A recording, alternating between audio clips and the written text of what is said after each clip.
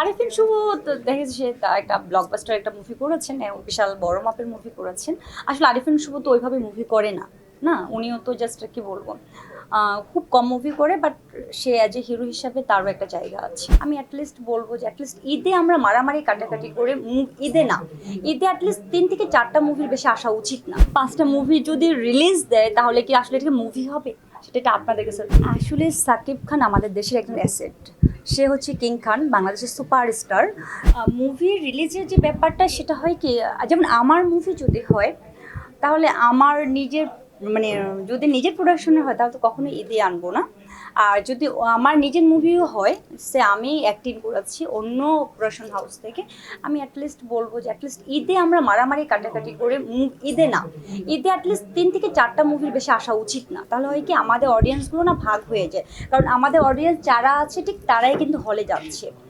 যার জন্য হয় কি, মানে আমরা যখন দেখবো হয় কি কিছু কিছু মুভি আছে যেটা মানে এই মুভিগুলো সারা বছর ধরে ঈদের জন্য ওয়েট করে, সো তাদেরকে স্পেস দেওয়া উচিত। এটা মনে হয় না কোনো দিন পসিবল হবে, কারণ রাফি ভাই হয় কি ওনার তো বছর এমন না যে বছরে উনি 4টা 5টা মুভি রিলিজ দিচ্ছে। ওনারা হয় কি মানে যেহেতু অনেক মানে গুণী নির্মাতা, ওনারা ট্রাই করে যে হচ্ছে কি বছরে একটা মুভি করবে, একটা মুভি ওরা ঈদকে টার্গেট করে করে। 5টা মুভি যদি রিলিজ দেয় তাহলে কি আসলে এটা মুভি হবে, সেটা আপনাদের কাছে প্রশ্ন আমার। সামনে যে মুভিটা আসছে তুফান, সাকিব খানের, প্রথমত সাকিব খানের ওই যে মুভির যে ছোট ছোট যে ক্লিপগুলো রিলসগুলো যেগুলো দেখে তো আমি নিজের ফিদা, মানে অদ্ভুত সুন্দর লেগেছে দুইজনকে। মিমিকেও খুব ভালো লেগেছে, সাকিবকেও খুব ভালো লেগেছে। আমি তো অবশ্যই দেখতে যাব, আপনারা যারা আছেন আপনারাও দেখতে যাবেন। কারণ সাকিব খানের আমার কাছে যেটা মনে হচ্ছে সেটা হচ্ছে সে এখন ঈদকে টার্গেট করে মুভি করছে। তবে এটা তার জন্য আমার কাছে মনে হয় অ্যাজ এ সুপারস্টার হিসাবে এটা তাকে মেনটেন করা উচিত। সে করছে যে সে বছরে 4টা 5টা মুভিতে সে কাজ করে না, সে হচ্ছে কি 1-2টা মুভি করে যেগুলো হচ্ছে শুধু অনলি অকেশনে আসে। আসলে সাকিব খান আমাদের দেশের একজন অ্যাসেট। সে হচ্ছে কিং খান, বাংলাদেশের সুপারস্টার। তার সাথে কাজ হলো কি হলো না, তার সাথে কাজ করতেই হবে এটা আসলে ম্যাটার করে না। সে বিশ্ব দরবারে আমাদের মুভিগুলো ভালো মানের মুভিগুলো নিয়ে আসছে, সে অ্যাক্টিং করছে, তার আসলে সে আজকে মানে সে সুপারস্টার। সে এখন আকাশের তারা আমার কাছে মনে হয়। আমাকে তার ভালো লাগে, ইভেন তার মানে প্রত্যেকটা মুভি ভালো লাগে তার। ইভেন ইদানিং এসে সে আরও বেশি ড্যাম স্মার্ট হয়ে গেছে। সাকিব ভাই যদি তারা হয়, আপনার কাছে আরফিন শুভ কি?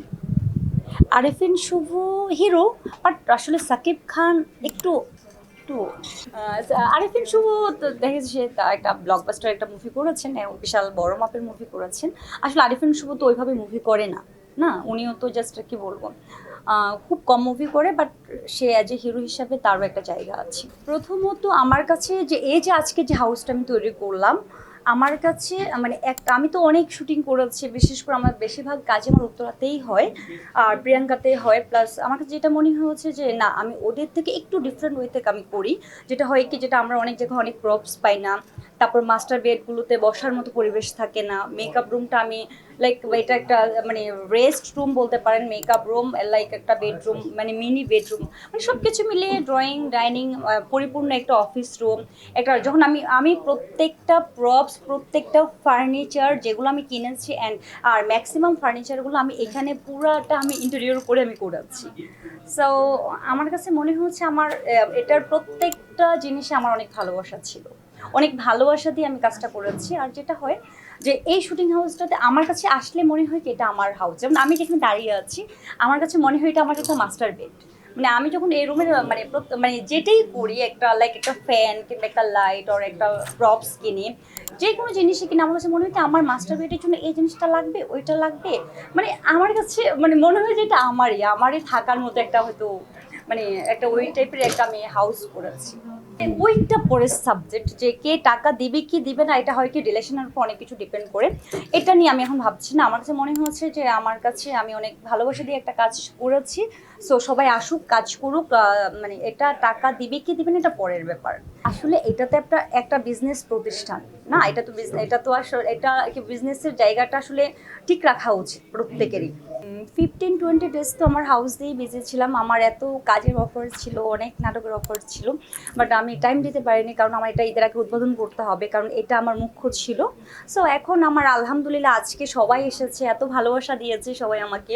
মানে আমি যাদেরকে মানে নক দিয়েছি, ইভেন আমি দেখতে পাচ্ছি, আমি অনেকের বলিও নি, যে জাস্ট আমি বলেছি যে মানে আশেপাশে যারাই আছে, আমার ডিরেক্টর ভাই হয় কি, মানে আমার এত, আমি গত রাত্রেও এখান থেকে রাত 12টায় গিয়েছি, আজকেও আমি এই যে এখান থেকে দিনে 3:30 4:30 আমি বাসায় গিয়েছি।